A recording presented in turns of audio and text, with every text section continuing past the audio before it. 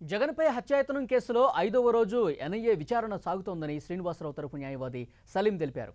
ఎయిర్పోర్ట్లోకి కత్తి ఎలా వచ్చింది, ఎవరు తెచ్చారని ఎన్ఐఏ ప్రశ్నించిందని ఆయన తెలిపారు. గాంధీ ఆసుపత్రిలో శ్రీనివాసరావుకు వైద్య పరీక్షలు చేశారని, ప్రస్తుతం అతని ఆరోగ్యం బాగానే ఉందని చెప్తున్న లాయర్ సలీంతో మా ప్రతినిధి సునీల్ ఫేస్ టు ఫేస్.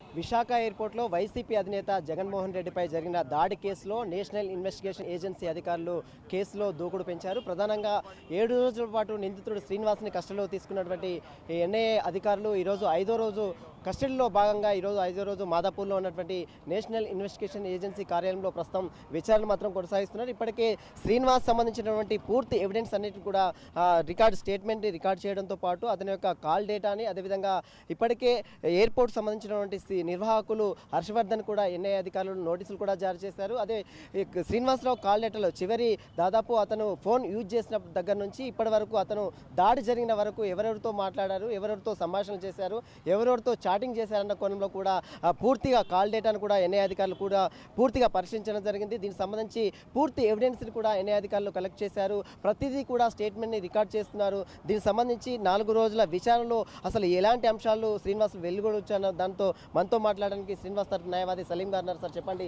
5 రోజుల కస్టడీలో భాగంగా ఎలాంటి విషయాలు శ్రీనివాసరావు ఎన్ఐఏ అధికారులకు స్టేట్మెంట్ ఇస్తున్నారు?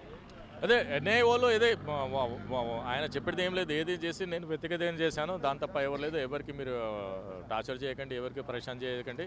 అది కానీ ఎన్ఐఏ వాళ్ళు ఎందుకు వింటారు? దీని ఇంకా ఏదో కుట్ర ఉంది, ఎవరో ఫేస్ ఉంది, ఎవరో హస్తం ఉంది, ఫైనాన్స్ ఉందా, లేకుంటే ఇతను బ్రెయిన్ ఎవరైనా వాష్ చేశారా, అసలు ఎవరు కమ్యూనికేట్ మీద ఇతను చేశాడని వాళ్ళు దానికి ఇంట్రాగేషన్ చేస్తున్నారు. ఒకవేళ ఇంట్రాగేషన్లో మనకు ఫ్యాక్ట్స్ అయినా రివీల్ అయితే మనం అందరికీ చెప్తాం. దాంట్లో ఆదేశాల మేరకు ఇప్పటికే 3rd డిగ్రీ ఉపయోగించొద్దు అతని శ్రీనివాసరావు పడిన అతని ఆరోగ్య పరిస్థితి అప్ టు డేట్ ఎలా కోర్టుకు సమర్పిస్తున్నారు, అతని వైద్య పరీక్షలు ఎక్కడ నిర్వహిస్తున్నారు? అదే నిన్న రాత్రి అయితే గాంధీ హాస్పిటల్లో మెడికల్ చెకప్ చేశారు. ఎందుకంటే డే టైంలో ఇంట్రాగేషన్ టైం ఉంటుంది కదా, ఇన్ అడ్వాన్స్ రాత్రి చేశారు. చాలా బాగుంటాడు.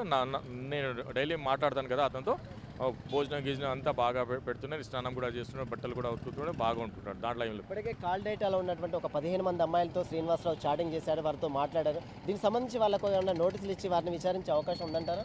అది inside job of the NIA, దానికి నేను అబ్జెక్షన్ లేకుండా అది చేసేది ఏం లేదు, దాంట్లో ఏం లేదు. నేను అజ్యూమ్ చేసేది కూర్చునేది ఏమంటే ఎన్ఐఏ వాళ్ళు అతనికి మిస్బిహేవింగ్ చేయరాదని నేను వచ్చాను, అంతే. ఇప్పటికే ఎయిర్పోర్ట్ నిర్వాహకులు హర్షవర్ధన్ రెడ్డికి కూడా నోటీసులు జారీ చేశారు. ఆ నోటీసులు ఎలాంటి అంశాలు పొందుపరిచారు? లేదు, అది నాకు తెలియదమ్మా. వాళ్ళు ఎవరికి నోటీస్ ఇచ్చారు ఏం లేదు, అది నాకు చెప్పి చేయరు. సార్, మీకు ఇప్పటికే 5 రోజులు పూర్తి కావడం జరిగింది. ఇంకా 2 రోజుల్లో అతను ఇక్కడే విచారిస్తారా, మళ్ళీ విశాఖకు తరలించే అవకాశం ఉందంట? కోర్టులో ఎప్పుడు ప్రవేశపెడతారు? అదే నాకు తెలియదు. అది అంటే ఇన్ అడ్వాన్స్ కూడా పెట్టవచ్చు, రేపు ఫ్రైడే కూడా పెట్టవచ్చు, సాటర్డే కూడా పెట్టవచ్చు. అంటే 1 వీక్ ఇచ్చారు కదా, ఇన్ బిట్వీన్ వారు ఎప్పుడైనా వాళ్ళకు once they will satisfy, agar లేకుంటే వాళ్ళు ఎక్స్టెండ్ కూడా అడగవచ్చు.